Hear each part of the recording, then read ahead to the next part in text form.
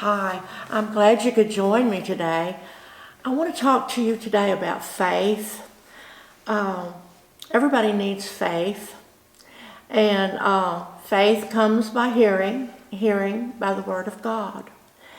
There's a story in Mark 10:46 about blind Bartimaeus.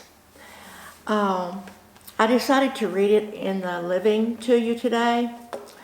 It says, when they reached Jericho, as Jesus and his disciples left town, a large crowd followed him. A blind beggar named Bartimaeus was sitting beside the road.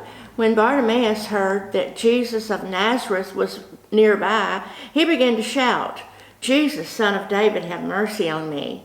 "Be quiet," many of the people yelled at him. But he only yelled louder, "Son of David, have mercy on me." When Jesus heard him, he stopped and said, "Tell him to come to me." So they called the blind man. "Cheer up," they said, "he's calling you." Bartimaeus threw aside his coat, jumped up, and came to Jesus. Jesus said to him, "What do you want from me?" He said, "I want to see." And Jesus said to him, "Go, for your faith has healed you." That's a lesson right there in faith. He did three things to bring about his healing. First of all, he called out, "Have mercy on me." He did it over and over again. They told him to be quiet, "You're making a disturbance." And he did not stop. He continued on. I mean, that is saying something right there. And then he threw away his coat. Well, that was his security blanket. Back then, they had a coat that beggars had to wear to be able to beg. And when he threw that away, that meant business. He decided, I'm done with this. And number three, he spoke what he wanted. Jesus said, "What do you want?" And he said, I want to see." So that's three things that he did. He spoke and he saw. We had a little lesson on that not too long ago. In Genesis, the Lord said, "Let there be light." And he spoke it and he saw it. Everything he spoke, he saw.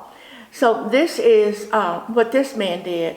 He made three proclamations, and it came to pass. He spoke and he saw. He spoke and he saw. And, it has to come out of our mouth. That's one way to make our faith work, Faith is an action. You say and you see, or you say and you do. And I'm so happy for that. I remember one time my mother was very ill. She had something wrong with her arm. I think it was an infection in her arm.